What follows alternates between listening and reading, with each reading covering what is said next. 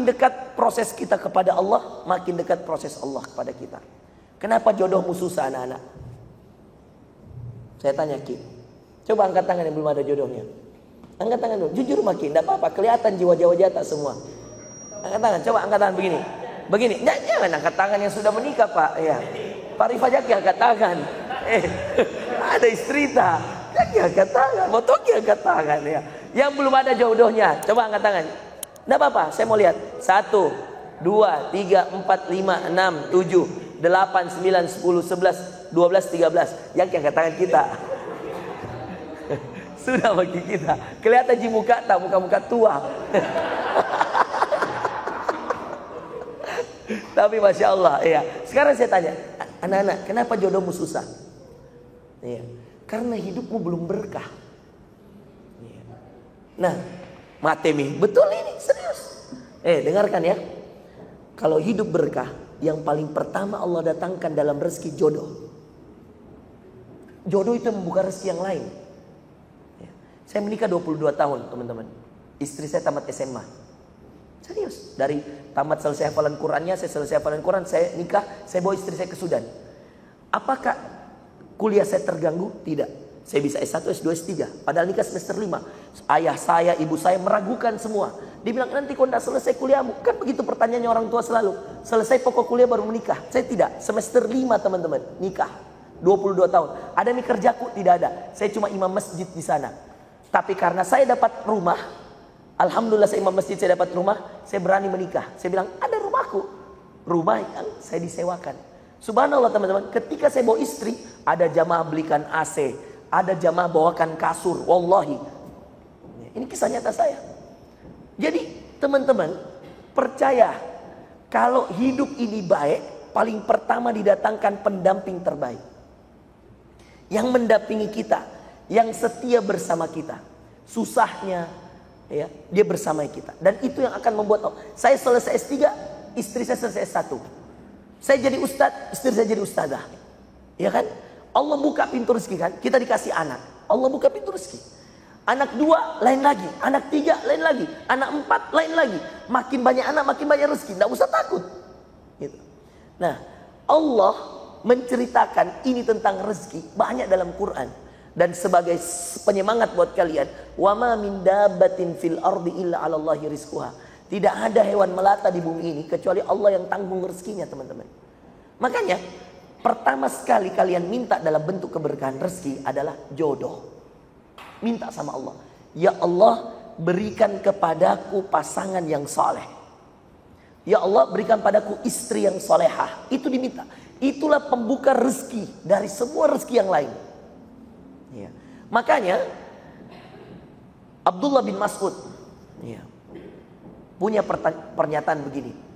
Iltamisul gina fin nikah. Carilah kekayaan itu dengan melalui menikah. Iltamisul gina fin nikah.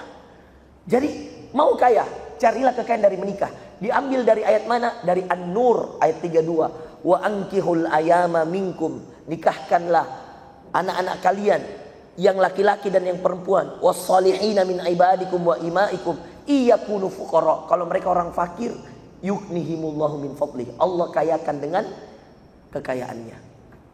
Kan gini, kamu ada rezeki, calonmu ada rezeki. Ketika menikah, rezeki kalian bergabung, ya kan? Semua yang melata di bumi, yang hidup ada rezekinya. Ketika punya anak satu ini membawa rezeki. Anak 2 membawa rezeki, anak 3 membawa rezeki. Iya. Tidak ada anak yang tidak ada rezekinya. Sudah dicatat semua rezekinya. Karena sebelum dia ditiupkan ruh dalam perut ibunya, Allah sudah catatkan 4 hal. Bikatbi umrihi wa rizkihi wa ajalihi wa syaqiyun am sa'idun. Kata Rasulullah SAW dicatat 4. Ketika anak itu masih dalam perut ibunya, 4 bulan setelah dia, 40 hari pertama dia jadi setetes air mani. 40 hari kedua namanya nutfah. 40 hari kedua segumpal darah namanya alaqah. 4 hari ketiga segumpal daging. Air mani, segumpal darah, segumpal daging namanya mudghah. Setelah 120 hari, berarti 4 bulan. 4 bulan maka ditiupkan ruh, fayunfakhu fihi ruh, ditiupkan di dalam perutnya ibunya ruh bayinya. Maka disitulah sebelum itu, ketika ditiupkan itu dicatatkan 4. Dicatatkan ajalnya, berapa tahun dia hidup. Dicatatkan umurnya, berapa lama dia akan menggunakan umur itu. Dicatatkan rezekinya, dan yang terakhir dicatatkan takdirnya. Apa dia mendapatkan takdir sebagai orang beriman atau tidak. Syaqiyun am sa'idun. Ya. Viral kemarin teman-teman, tentara Israel bakar dirinya. Sudah lihat belum? Dia bakar dirinya depan kedutaan Israel, tentara Amerika bakar dirinya depan kedutaan Israel di Washington, di Amerika, karena dia menolak untuk ikut lagi dalam genosida, karena ada perintah untuk genosida. Sedangkan dia tentara angkatan udara, Aaron Bushnell namanya. Saya upload itu di Instagramku, nanti kalau kalian mau lihat ada di Instagramku itu. Teman-teman, dia bakar dirinya, baru dia teriak ketika dia nyalakan, dia siram bensin badannya, baru dia nyalakan api, kemudian terbakar dia. Ketika dia sudah nyalakan api, dia teriak, Free Palestine, Free Palestine, Free Palestine. Dia bilang, Palestina merdeka, Palestina merdeka. Sebelum dia bikin video, dia kasih selfie dirinya, baru dia bilang, saya tidak akan lagi terlibat genosida. Itu adalah kejahatan yang menyiksa rakyat Palestina. Coba, sayangnya cuma satu. Kenapa dia tidak beriman dulu sebelum dia bakar dirinya? Atau kenapa tidak sekalian dia bom dirinya dengan kedutannya Israel, kan gitu? Dia bakar sia-sia. Atau kenapa tidak sekalian, yang paling baiknya adalah kenapa dia tidak masuk Islam terus jadi tentaranya Palestina misal, ya kan? Mungkin karena dia tidak punya iman teman-teman. Ya itu di jalan pintasnya. Jepang adalah negara paling inovatif di seluruh dunia. Setiap tahun Jepang menemukan teknologi baru. Jepang, di Asia khususnya. Dia bersaing dengan Jerman, bersaing semua teman-teman. Bahkan mohon maaf, dilansir dari beberapa bacaan yang saya baca, tidak ada yang mengalahkan jumlah pasaran mobilnya Jepang di seluruh dunia. Ya, dengan semua mereknya. Korea lewat, jumlahnya. Kalau kualitas Eropa mungkin, tapi kalau jumlah mohon maaf, Jepang masih lebih banyak. Teman-teman, Anda tahu tingkat bunuh diri tertinggi. Padahal Jepang terkenal dengan inovatif. Saya pernah ngobrol sama Prof. Nurdin, alumni Jepang. Beliau mengatakan, Ustadz, tidak ada negara yang paling disiplin melainkan Jepang. Kedisiplinan itu kan agama kita mengajarkan. Bangun subuh, itu kedisiplinan. Ya. Tidur tepat waktu. Coba mau kau tidur jam 2, pasti bablas subuhmu. Pasti, betul tidak? Coba mau kau scroll IG-nya, stalking apa, baca-baca tidak jelas sampai jam 3, pasti lewat subuhmu. Bangun-bangun setengah 8, bingung nih, mau jam 8, mau masuk kerja belum pak sholat subuh.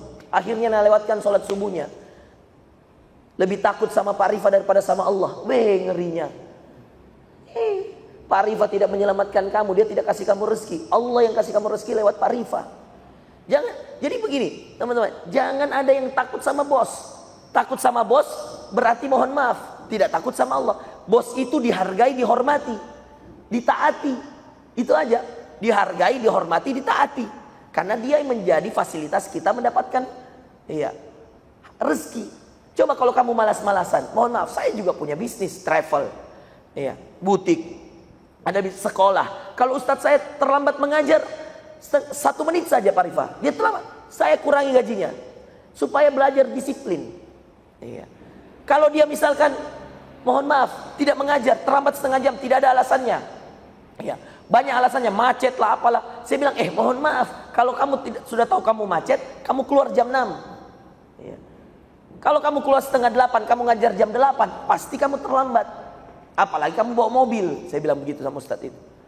Jadi bukan alasan, ya kan? Nah teman-teman yang dimuliakan Allah, kalau kita mau rezeki kita berkah, rezeki disiplin. Tapi apakah cukup itu? Tidak cukup teman-teman. Karena ternyata apa? Disiplin pun, inovatif pun masih tingkat kematiannya orang di Jepang paling tinggi. Coba, tingkat meninggalnya orang di Jepang paling tinggi. Bunuh diri. Bunuh diri, ada yang gantung diri, ada yang lompat dari gedung. Coba, di Jepang.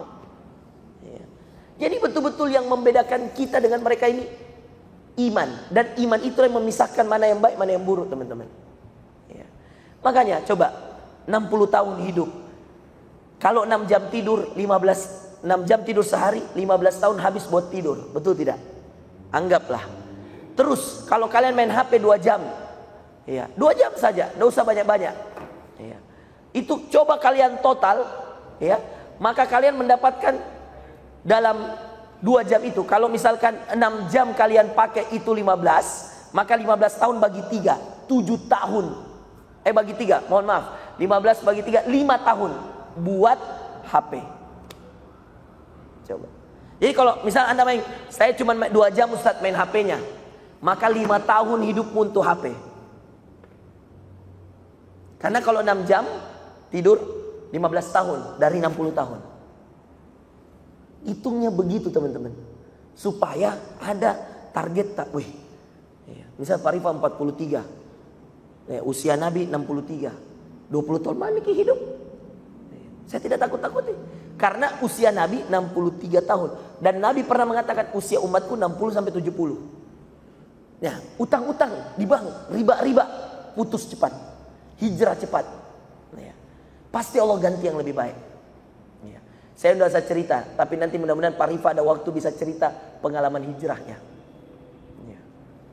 Ya. Saya membersamai beliau dari awal hijrah sampai alhamdulillah ada restoran ini teman-teman yang jadi sumber jelas halalnya.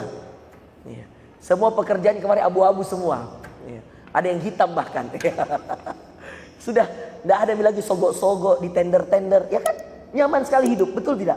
Datang orang belanja, selesai. Uangnya uang halal, dimasakkan, dia ikhlas. Tidak perlu kita bayar pejabat untuk kasih lewat tender perusahaan, tak. Saya tahu betul, lama dia cerita semuanya A sampai Z. Ya. Mungkin ada yang dia cerita, dia belum cerita sama istrinya. Ya. Dia cerita sama Ustadz, ya kan? Tapi inilah kenyataan bahwa teman-teman, orang kalau mau hijrah Allah ganti dengan yang lebih baik. Ya. Saya, yang paling saya sedih tuh waktu meninggalkan Todopuli. Ingat gak Pak Rifan? Rumah itu, saya bantu orang cari pembeli. Ya. Mobil, dia jual mobilnya. Saya ingat sekali. Ya. Saya paksa berangkat umroh, ingat kan? Berangkat umroh, di situ kita pergi berdoa. Ya. Satu kamar sama saya, jadi saya tahu betul. Teman-teman, percayalah. Ini sudah bukti nih Mauki. Iya. Kalau Pak Rifa hijrah Allah kasih Mauki, kalian ini berkah-berkah semua. Dari doa-doa di umroh, dari doa istrinya. Sudah itu dikasih lagi anak. Saya masih sempat akikah anaknya. Ingat kan? Ini Masya Allah. Iya. Banyak kenikmatan Allah teman-teman. Iya. Kalau kita mau hijrah.